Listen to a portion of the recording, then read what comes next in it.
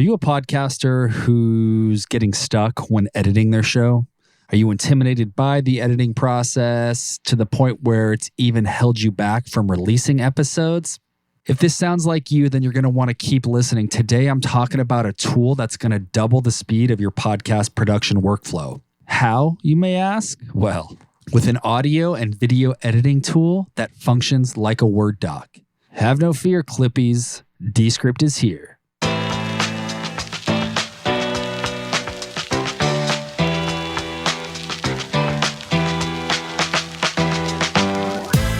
What up, and welcome to Clipped. I'm Eric, your podcasting coach, and I'm bringing you podcast production tips, education, and industry insights to help you launch, grow, and monetize your podcast. What? An audio and video app that functions like a Word doc? So how does it work? You upload your audio or video file into Descript. You can also upload multi-track files. So if your show isn't a one-person show, if there's multiple tracks recorded, you can upload multiple tracks. It's then going to transcribe that audio or video into a Word document.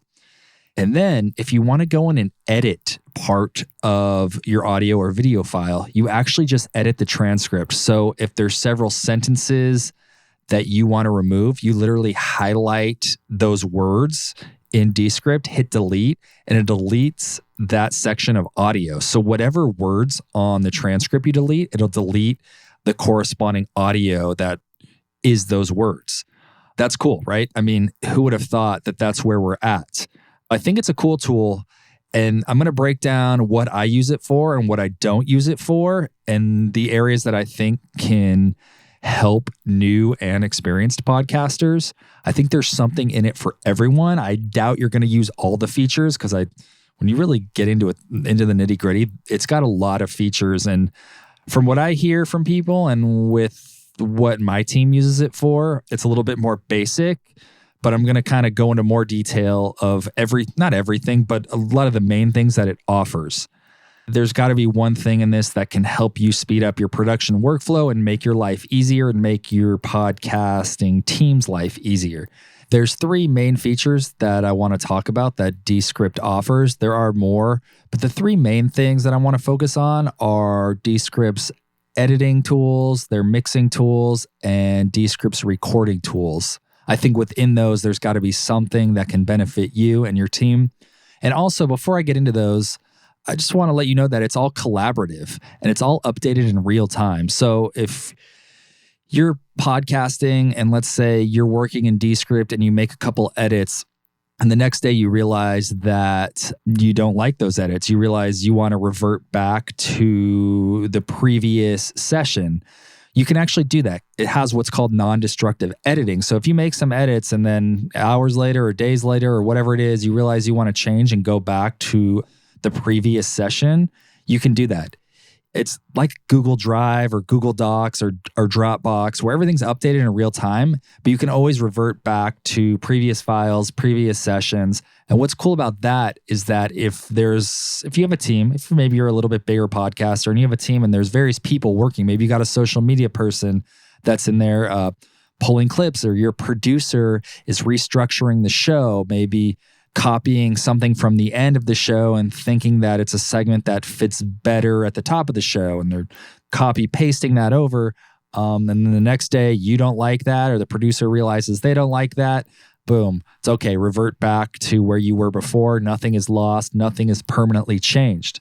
Another thing about Descript that I think is great for the industry is that you can have somebody on your team or you yourself can edit the podcast, at least do basic edits and probably even more in-depth edits once you learn more about how their editing tools work, without having to know audio editing software, without having to learn a DAW, digital audio workstation like Pro Tools, GarageBand, Audacity, Adobe Audition.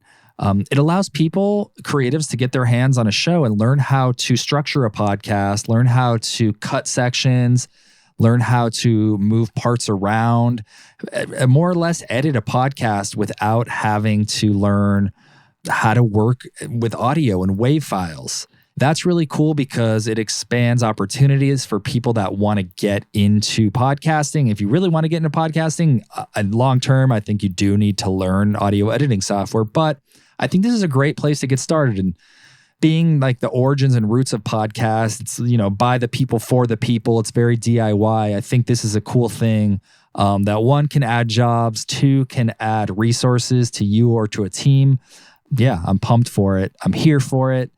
And I think most importantly, you have to get to where you're going with whatever tools work for you. So I think whether it's Descript or whether you record and edit some other way, at the end of the day, the most important thing is getting your podcast out there, sharing your mission, sharing your story. And ideally, people are going to identify somehow with what you have to tell the world.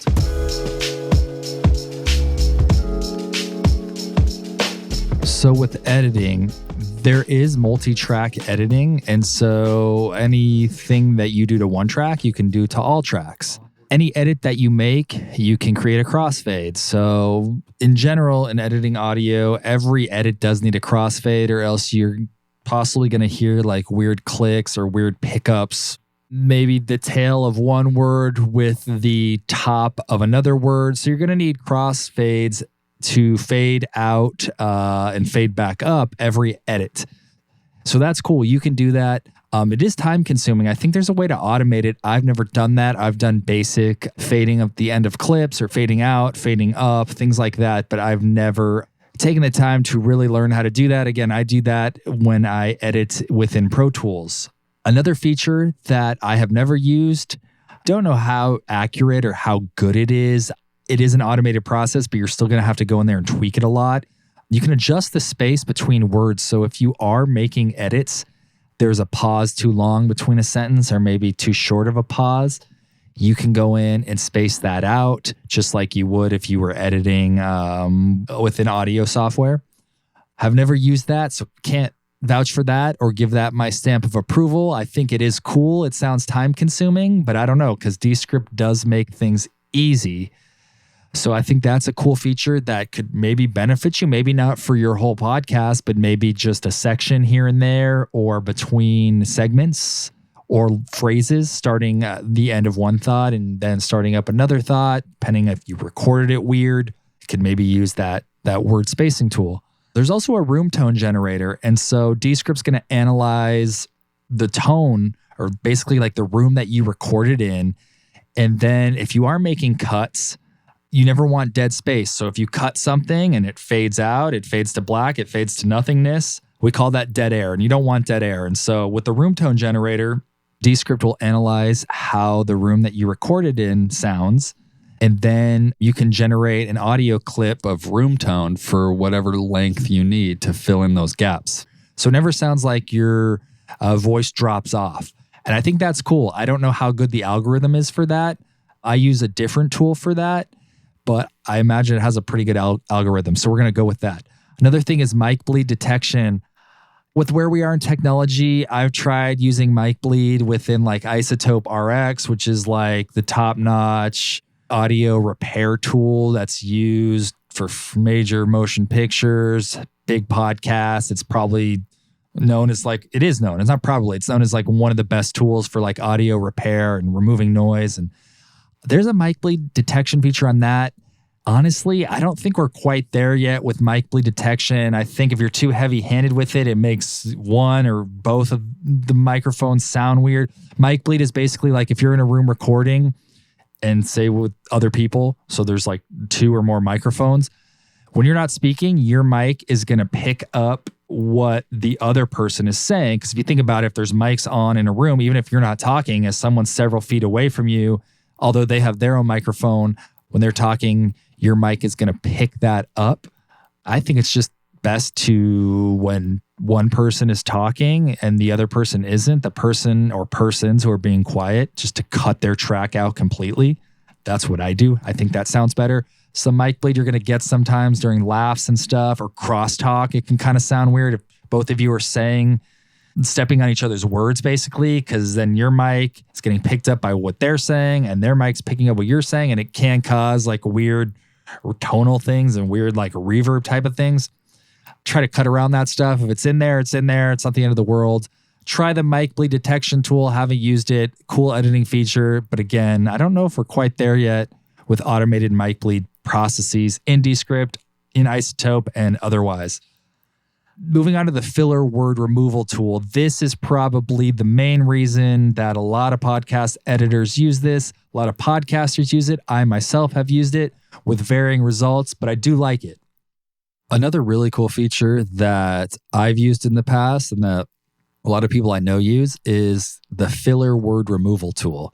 You can input the words that you want removed from the podcast. So if you're on a podcast, if you're editing a podcast, or if it's your podcast, people speaking tend to say a lot or like a lot or this, that,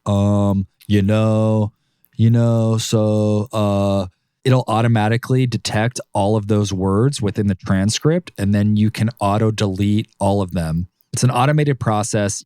You can choose to delete all of them in one swoop, or it'll highlight them and you can go through and leave some in, delete some. Honestly, I used to do this a lot. I tend to do this now manually when I'm editing, when I'm going through an audio file.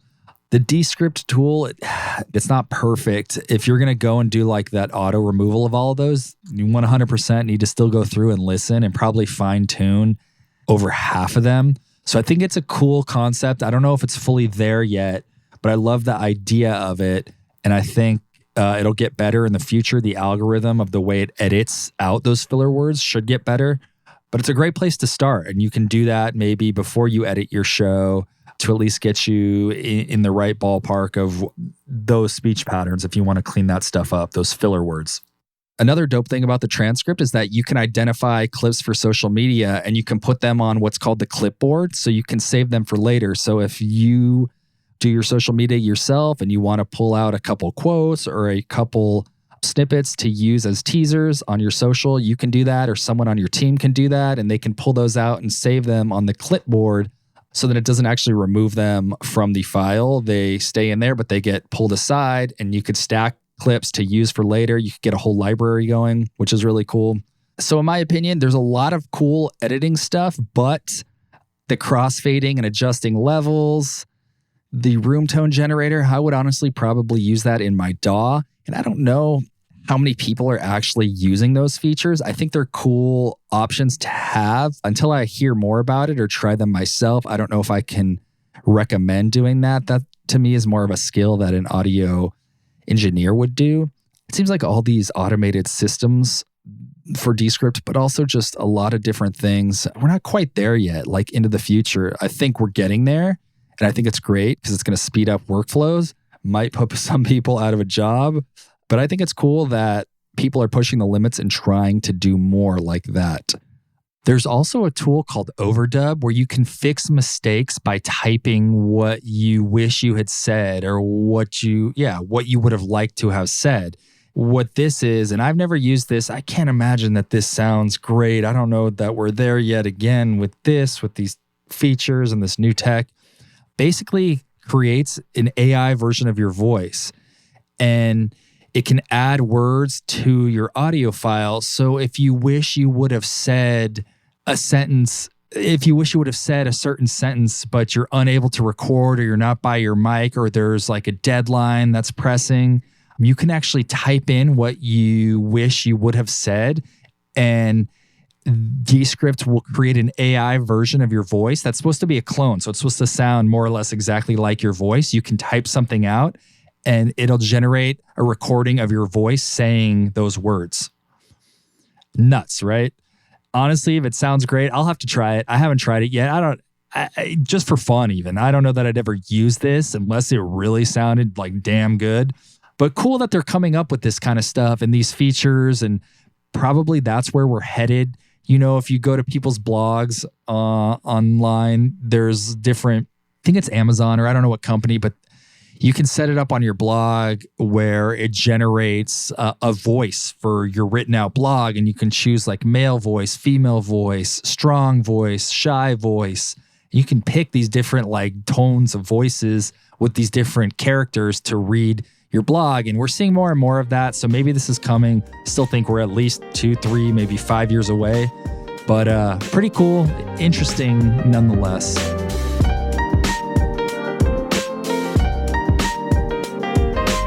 So getting into the mixing, they have a full suite of EQ, compression, noise gates, apparently reverb and stuff like that. I don't know what are you going to like fully mix your session in here? Or maybe if you're doing funny videos and you need distortion or delay, they have all that. There's normalization, which changes the overall volume of the audio file or files.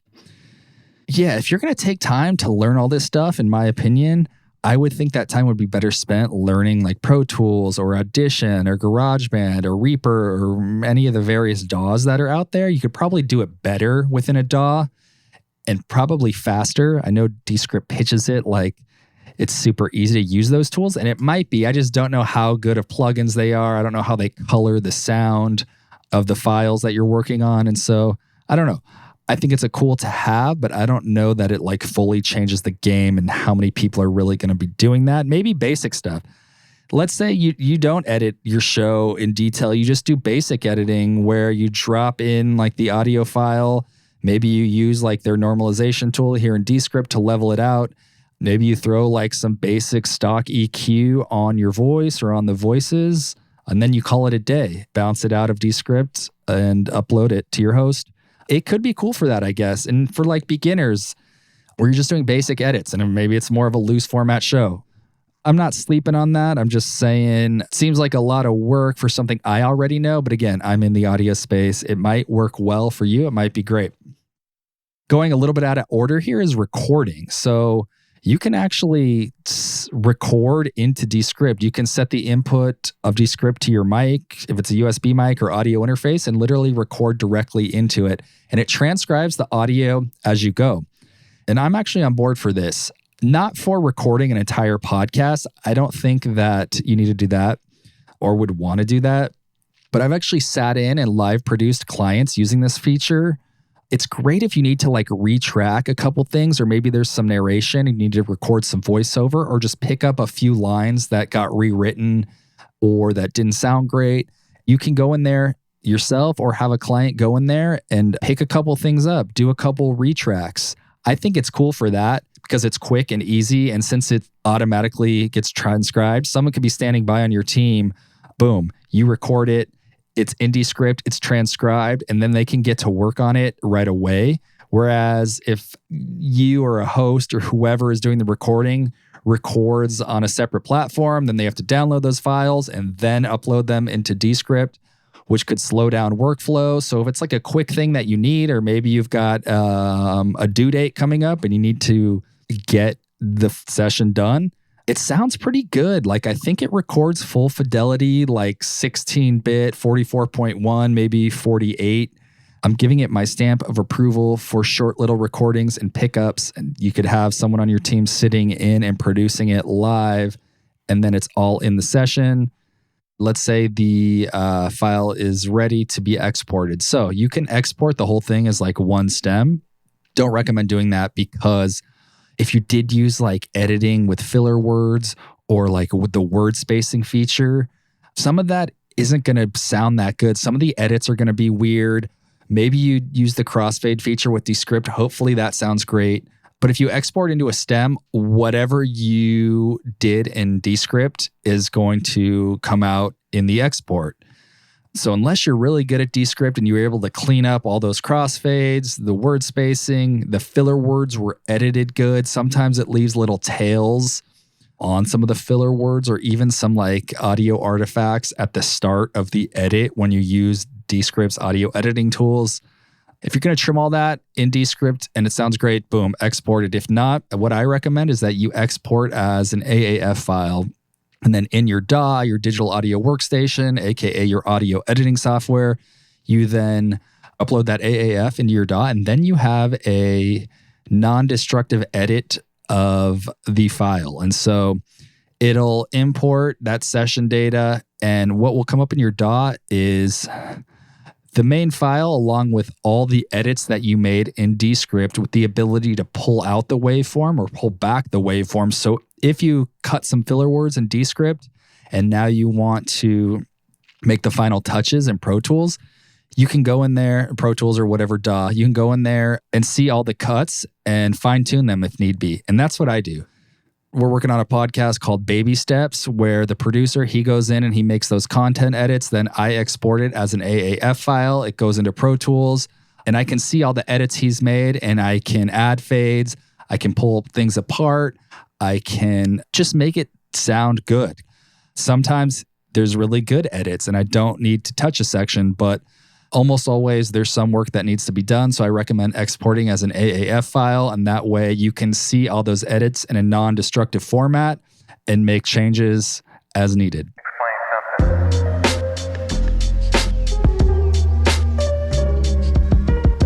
Okay, the cost. So there's a free version. I definitely recommend starting with that. There's limited functionality with that. Then there's a creator version for $12 a month. You're going to get a little more. And then the top level is the pro account, which is $24 a month. Then there's an enterprise account. Don't know what that is. There's custom pricing. You have to contact their team. Wanted to throw those prices in here just so you get an idea of how much you would need to spend. I think start free. And if you're feeling it, bump up to one of the paid plans. And I do have an affiliate link where you can get a little bit of a discount. So if you are interested in trying it out, go to the show notes, check out my affiliate link. I'll get kicked a little bit of a commission at no extra charge to you. And that helps me keep the podcast going and keep pumping out content for you guys. All right, everybody, I'm out. Great show today. Thank you for listening. If you feel like you got some value out of the episode or out of any of the episodes, would love for you to leave me a review on Apple, Spotify, or wherever you listen. Any feedback you have is greatly appreciated and motivates me to keep putting out this show, to keep helping you guys to reach your podcasting goals. See you next week.